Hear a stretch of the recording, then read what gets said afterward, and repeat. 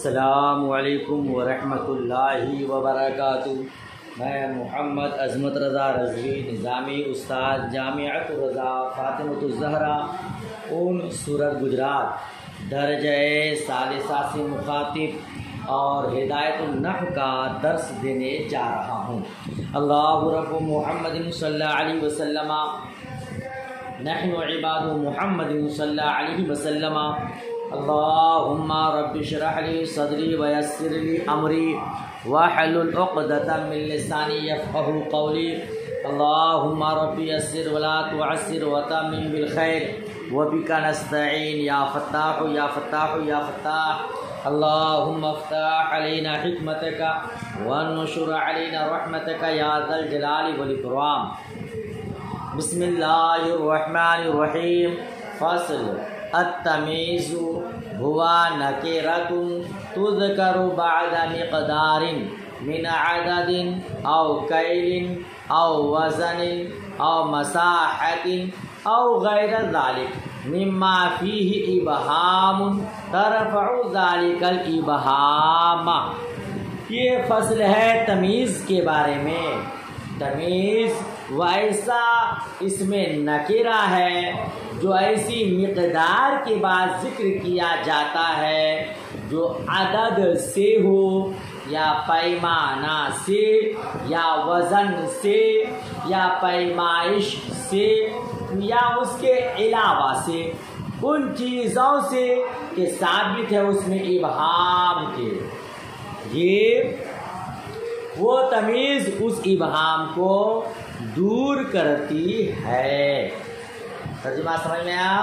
تمیز وہ ایسا اس میں نکرہ ہے تو جو بیان کیا جاتا ہے مقدار کے بعد، مقدار عدد سے ہو یا کیل سے، ہے نا، کس سے ہو؟ عدد سے ہو یا کیل سے۔ کیل کہتا ہے پیمانہ کو، پیمانہ سے یا وزن سے یا پیمائش سے یا اس کے علاوہ سے، ٹھیک ہے۔ مما فی ابہام، جس میں ابہام ہو، ترفع ذلک الابہام، تمیز اس ابہام کو دور کرتی ہے، ٹھیک ہے۔ جس میں ابہام ہو، چاہے وہ عدد کے اعتبار سے ہو، چاہے وہ پیمانہ کے اعتبار سے ہو، وزن کے اعتبار سے ہو، کسی بھی اعتبار سے کسی اسم میں ابہام ہو، پوشیدگی ہو، تو تمیز اس ابہام کو دور کرتی ہے۔ جیسے عندی 20 درہما وقفیزان برن، میرے پاس 20 درہم ہیں اور قفیزان برن یعنی 2 قفیز گیہوں ہے۔ عندی 20 درہما، یہ مثال عدد کی۔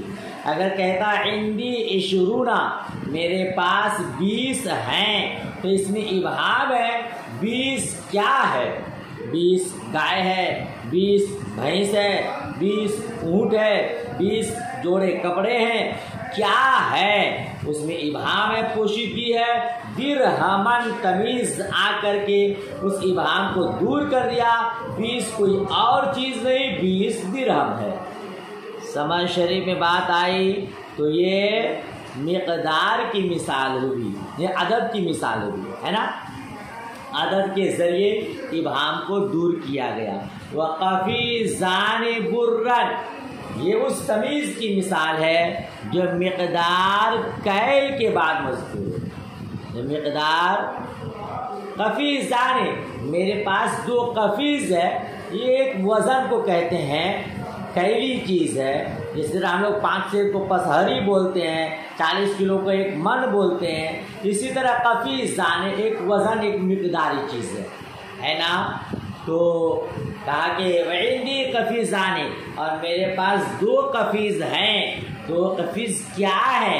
گیہوں ہے، چاول ہے، آٹا ہے، کیا ہے؟ تو اس میں ایک ابہام ہے، پوشیدگی ہے۔ برن نے اس ابہام کو دور کر دیا، ٹھیک ہے۔ تو برن تمیز ہے اور قفیزان ممیز ہے۔ ومنوان ثمنا، ومنوان ثمنا، اور میرے پاس دو سیر گھی عندی ہر جگہ وہ عندی منوان سمن یعنی میرے پاس دو سیر گھی ہے. یہ اس تمیز کی مثال ہے جو مقدار وزن کے بعد مذکور ہے نا. میرے پاس دو من ہے عندی منوانے. کیا دو من ہے؟ منوانے ممیز اس میں ابہام ہے. سمنن تمیز آ کر کے اس ابہام کو دور کر دیا. میرے پاس دو من گھی ہے. ٹھیک ہے. وہ جریبان قطنن اور میرے پاس دو جریب روئی ہے. کیا ہے؟ روئی ہے. یہ اس تمیز کی مثال ہے جو مقدار ممسوح کے بعد مذکور ہے نا. مساحت سے ہو اندازہ. تو جریبان قطنن جریبان عندی جریبان میرے پاس دو جریب کیا ہیں؟ ابہام ہے. تو قطنن آ کر کے اس ابہام کو دور کر دیا یعنی میرے پاس دو جریب کیا ہے؟ روئی ہے. جریب کا معنی یہ کس کی مثال ہے؟ ممسوح کی مساحت کی اندازن کی. وعلی التمرات مثلها زبدن اور میرے پاس کھجور کے برابر مسکا ہے. چھہارے کے برابر مسکا ہے. تو وعندی علی التمرات مثلها میرے پاس چھہارے کے برابر ہے. کھجور کے برابر کیا ہے؟ ابہام ہے.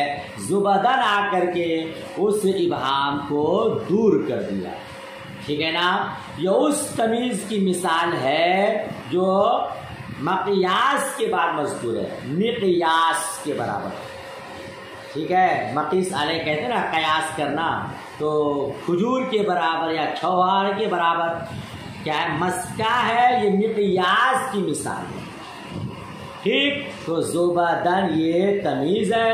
تمیز ابہام کو دور کرنے کے لیے ہوتا ہے. تو یہ تمام جگہوں میں تمیز اس کو کیا کر دیا؟ ابہام کو دور کر دیا.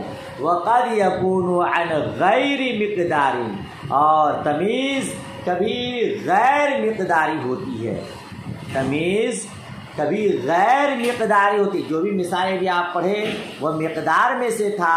اب بتا رہے کہ تمیز کبھی غیر مقداری کے لیے ہوتی ہے.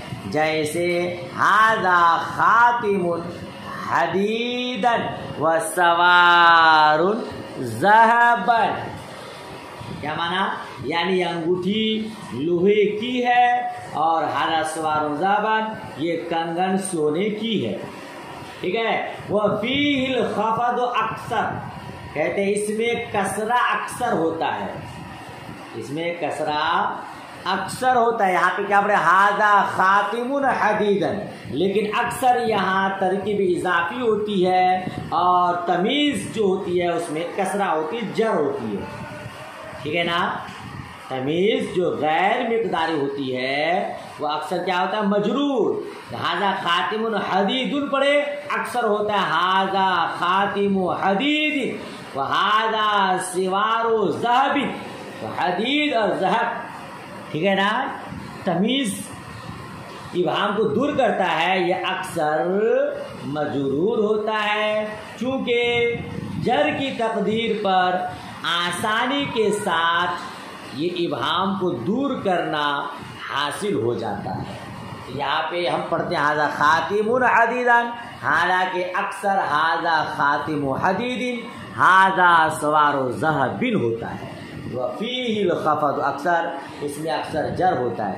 وقد یقع بعد الجملۃ اور تمیز کبھی جملہ کے بعد واقع ہوتی ہے.